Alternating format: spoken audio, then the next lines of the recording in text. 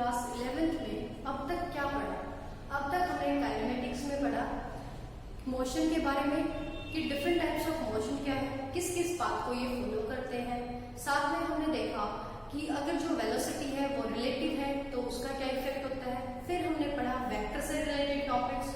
अब जब हम नेक्स्ट टॉपिक पे जा रहे हैं तो नेक्स्ट और बहुत ही इंपॉर्टेंट टॉपिक हम पढ़ने जा रहे हैं आज, दिस इज द प्रोजेक्टाइल।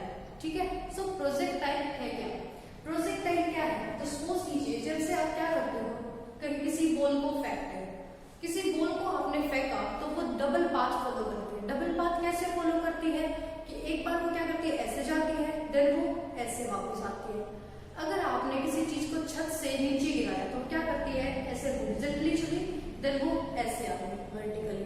ठीक है, तो हमने आज क्या देखना है कि ये डबल पाथ जैसे फॉलो हो रहा है, 2 डायमेंशनल पाथ हम इसको बोलेंगे।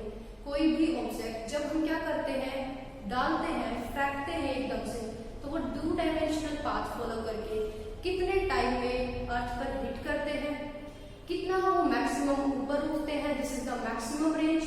ठीक है, तो उसके पाथ के ऊपर कैसे इफेक्ट होता है कि वो जैसे पहले ऊपर जा रहे थे फिर टर्न करके नीचे की तरफ क्यों आ जाते हैं।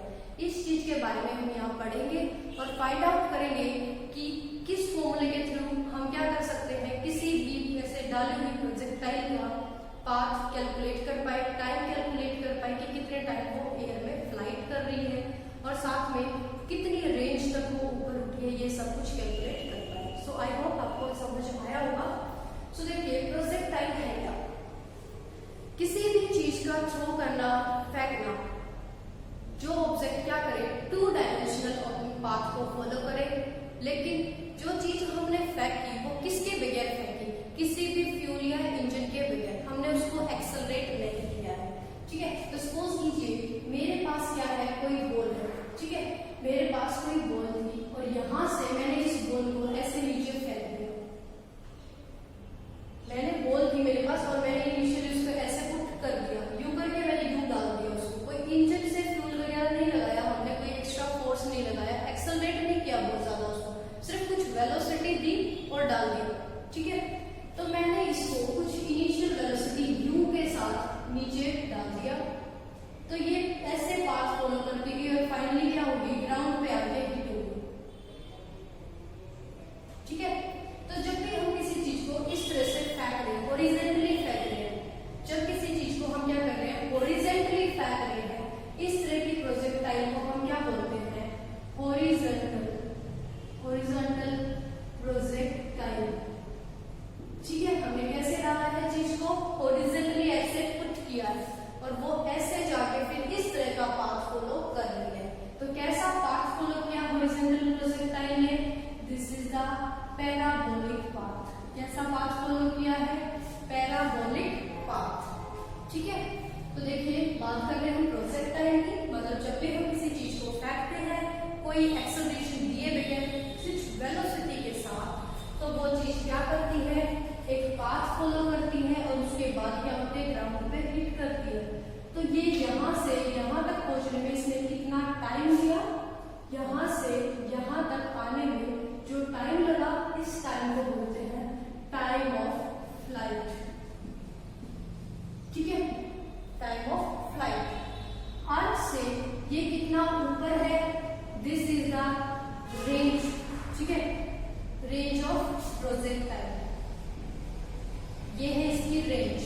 अब ये तो हमने ऐसे डाली है, ये तो थी हमारी हॉरिजॉन्टल प्रोजेक्टाइल, इसका टाइम ऑफ फ्लाइट और रेंज निकालने से पहले, और ये कितनी गलती थी, यहाँ पर ये u वेलोसिटी से मैंने डाली है, लेकिन ये क्या होगी, धीरे धीरे जब डाउनवर्ड आएगी तो नीचे क्या है, एक्सेलरेशन ड्यू टू ग्रेविटी, नीचे अर्थ है, अर्थ क्या लगा रही है, इस पे एक्सेलरेशन लगा रही है। ठीक है, तो due to this acceleration of gravity ये क्या हो रही है, बैंड हो रही है। ठीक है, मैंने ऐसे डाली थी, ये ऐसे बैंड होती जा रही है इस तरीके से। ठीक है, इस तरीके से ये क्या है, इसके ऊपर एक दूसरी वेलोसिटी अप्लाई हो रही है। इस वेलोसिटी को हम क्या बोलेंगे, इसकी वर्टिकल वेलोसिटी। ये हॉरिजॉन्टल वेलोसिटी मैंने दी, वर्टिकल वेलोसिटी ऑब्जेक्ट ने खुद गेन करी। नीचे आने के लिए वेलोसिटी किसने दी, धरती ने, अपनी एक्सेलरेशन g के थ्रू। ठीक है, तो हर पॉइंट पे इसकी वेलोसिटी ऐसे होगी। इस तरीके से ये क्या करती है, पैराबोलिक पाथ फॉलो करेगी। सिमिलरली अगर ये कोई ऑब्जेक्ट ऐसे भी डाला जा सकता है कि ये कोई बॉल थी, मैं ग्राउंड पे खड़ी हूँ, मैंने उसको ऐसे फेंक दिया, तो क्या करेगी वो इस तरह ऊपर जाएगी, देन फिर नीचे आएगी। ठीक है, ये ऊपर जा रही है, क्यों जा रही है, क्योंकि मैंने इसको कुछ इनिशियल वेलोसिटी दे दी है, इस वेलोसिटी की वजह से ये ऊपर जा रही है। जैसे ही ये जो वेलोसिटी है ये किसके इक्वल लगेगी, अर्थ की एक्सेलरेशन g ने जो वेलोसिटी लगाई उसके इक्वल हो जाएगी, तो ये ऐसे ट्रेवल करेगी। बिल्कुल स्ट्रेट हो रहा है यहाँ से पाथ, क्यों, क्योंकि हमने जो वेलोसिटी u दी और अर्थ की एक्सेलरेशन ने जो वेलोसिटी लगाई दोनों क्या हो गई, इक्वल हो गई है। फिर इस पॉइंट के बाद होगा क्या, जो हमने वेलोसिटी दी थी u ये हो जाएगी कम और अर्थ की खींचने की पावर हो जाएगी ज्यादा, तो यहाँ पर बॉल इस तरह से टर्न करना शुरू कर देगी और धीरे धीरे कहाँ जाके स्ट्राइक करेगी, अर्थ के सरफेस पे। ठीक है, तो मैंने जहां से बॉल को फेंका वहां से उसने कितनी मैक्सिमम हाइट गेन की, this is the maximum height, और इस मैक्सिमम हाइट को हम क्या बोलते हैं, range of projectile, range of projectile. ठीक है, और यहां से इस धरती पर वापस टकराने में इसने जितना टाइम लिया, this is the time of flight. ये इसका टाइम ऑफ फ्लाइट था, इसने यहां से यहां तक आने में कितना टाइम लगाया, वो हो जाएगा इसका टाइम ऑफ फ्लाइट। अब देखिए हर एक प्रोजेक्टाइल एक पाथ फॉलो कर रही है, कोई वर्टिकल जाके फिर नीचे आ गई, कोई डायरेक्ट हॉरिजॉन्टल आके फिर नीचे चली जाती है। ठीक है, तो ये देखिए वर्टिकल प्रोजेक्टाइल, इसको हम क्या बोलते हैं, वर्टिकल प्रोजेक्टाइल, क्योंकि मैंने उसको वर्टिकली फेंका ऊपर की तरफ। उसका ये वाला और ये वाला पाथ को इस g की वजह से बन गया, g ने वेलोसिटी लगाई, दोनों वेलोसिटी इक्वल, तो ऐसे g की वेलोसिटी इस वेलोसिटी से ज्यादा, तो ये नीचे। ठीक है, अब हर एक प्रोजेक्टाइल क्या कर रही है, एक पाथ फॉलो कर रही है। देखिए ये ऐसे आ रही है, ये ऐसे आ रही है। ठीक है, ये जो पाथ है ना प्रोजेक्टाइल का, इस पाथ ऑफ प्रोजेक्टाइल को, पाथ ऑफ प्रोजेक्टाइल, ठीक है, इस पाथ को हम क्या बोलते हैं, ट्रेजेक्टरी। ठीक है, so trajectory is the path of the projectile. Projectile जिस पाथ को फॉलो करके आ रही है, that path is known as trajectory of the projectile. चलिए आगे चलते हैं और देखते हैं कि ये जो पाथ या ट्रेजेक्टरी हॉरिजॉन्टल प्रोजेक्टाइल ने फॉलो की। हॉरिजॉन्टल मतलब जिसको मैंने हॉरिजॉन्टली पुट किया है। ठीक है, मैं तो अर्थ के ग्राउंड के लेवल के साथ ऐसे पुट कर रही हूँ इसको, ये वर्टिकली किसकी वजह से हो गई, due to the acceleration of gravity. पीछे थी अर्थ और अर्थ की ग्रेविटी की वजह से ये जो ऐसे जाने होती है ऐसे डाउनवर्ड आ गई, इसी को हमने क्या नाम दिया था, हॉरिजॉन्टल प्रोजेक्टाइल।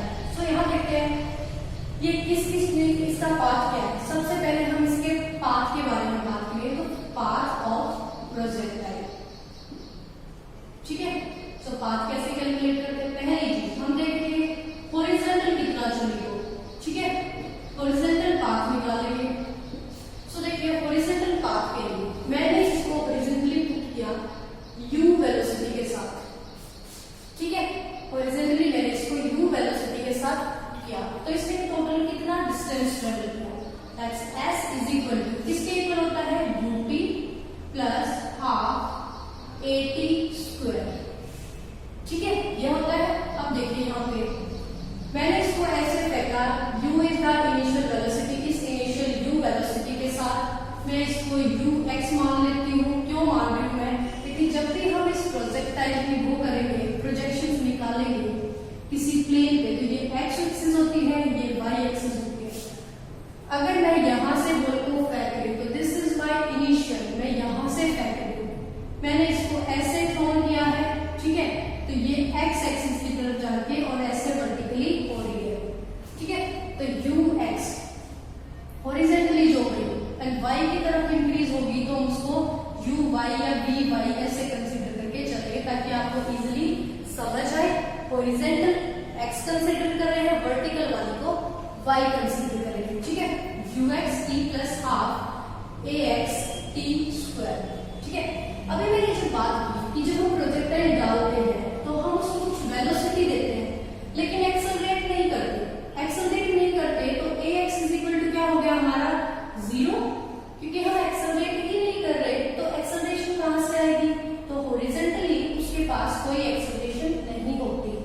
अब ax इक्वल टू 0 है तो इस वैल्यू को मैं यहां पुट करूंगी, सो ये पूरा फैक्टर क्या हो जाएगा मेरा 0, ठीक है। ये पूरा फैक्टर जब 0 हो गया तो मेरे पास डिस्टेंस किसके इक्वल बचा? That s is equal to ux into t, और मैं इस डिस्टेंस को s मानने की बजाय किस डायरेक्शन में डिस्टेंस?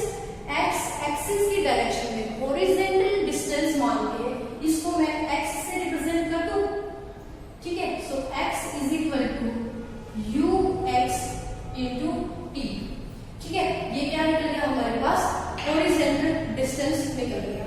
अब देखिए हॉरिजॉन्टल डिस्टेंस ये है, तो यहां से t की वैल्यू क्या आ जाएगी? t is equal to horizontal distance upon में हॉरिजॉन्टल वेलोसिटी, ये निकल गया हमारे पास t, कि कितना टाइम ये इस हॉरिजॉन्टल डिस्टेंस को कवर करने में ले लिया, ठीक है। This is the time to cover the horizontal distance and this is the total horizontal distance. I hope यहाँ तक आपको समझ आया होगा। अब देखिए हॉरिजॉन्टल पाथ हमने निकाल लिया, लेकिन हुआ क्या? धीरे धीरे ये ऐसे जाना शुरू हो गई। क्यों ऐसे जाना शुरू हो गई? क्योंकि ये वर्टिकल क्यों हो गई? Due to the gravity. इस ग्रेविटी की वजह से ये क्या होगी?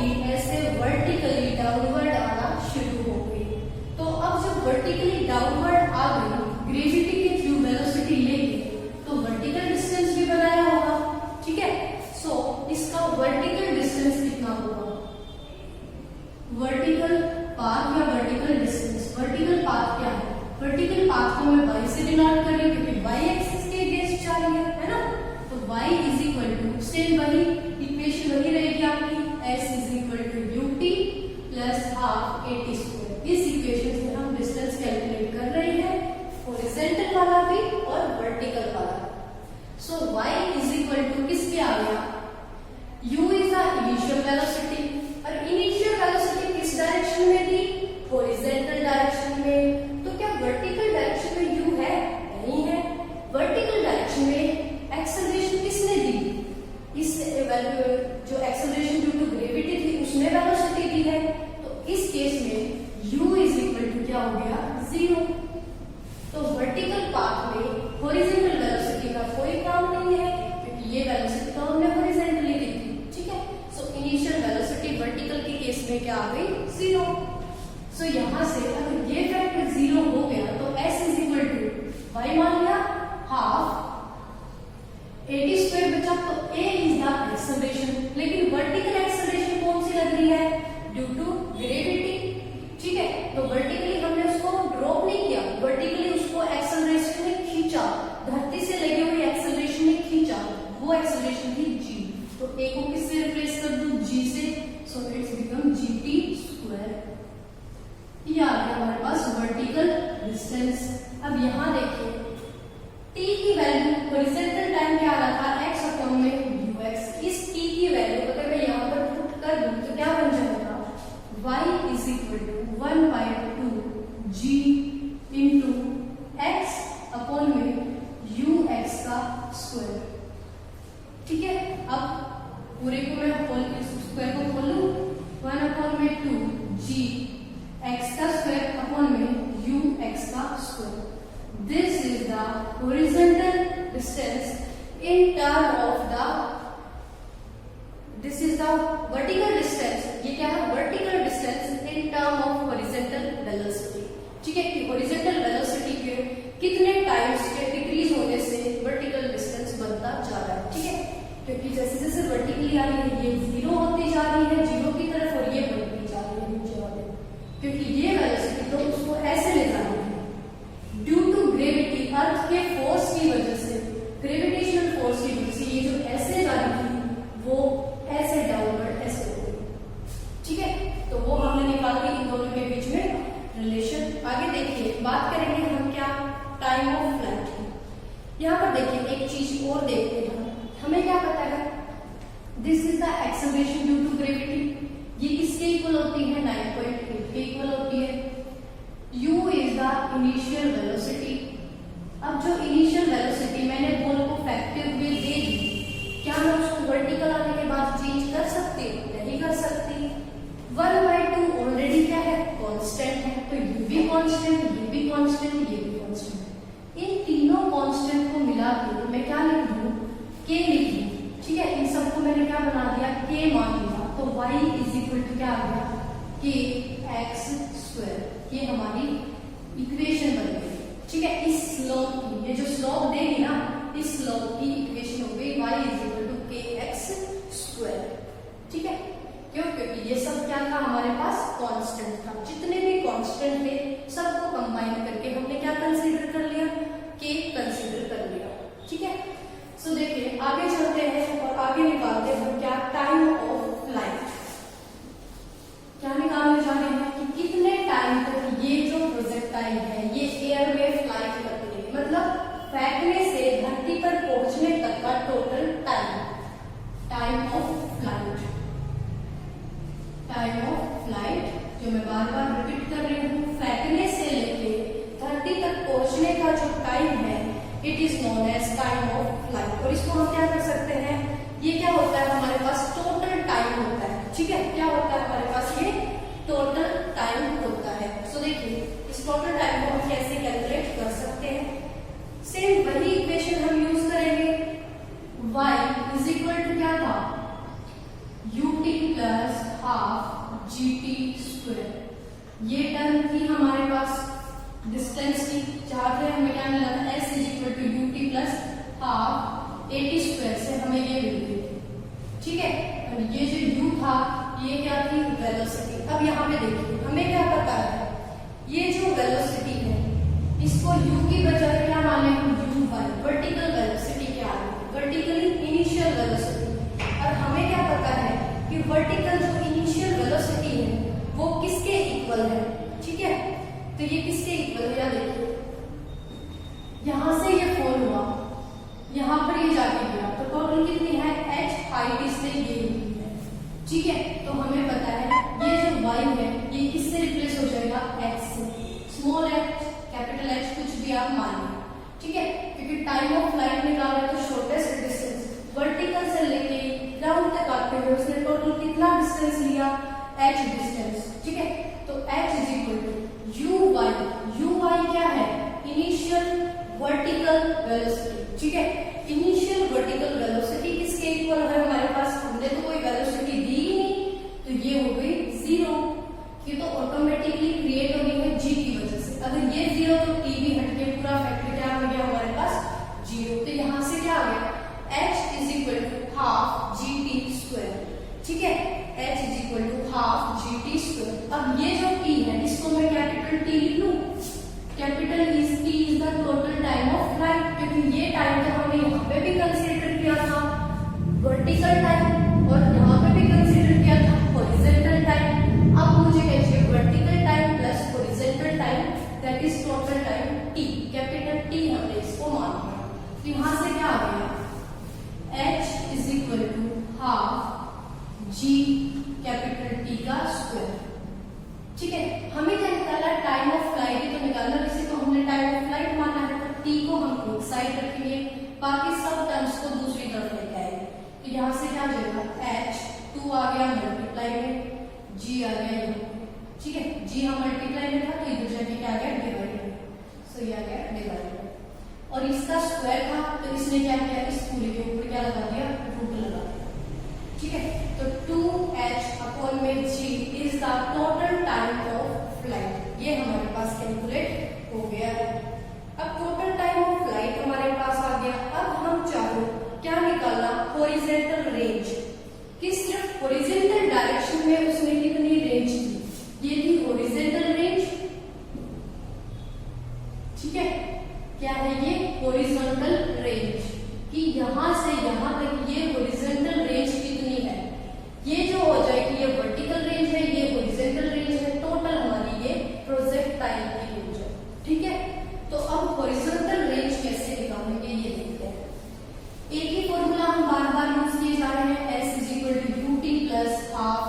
स्क्वायर।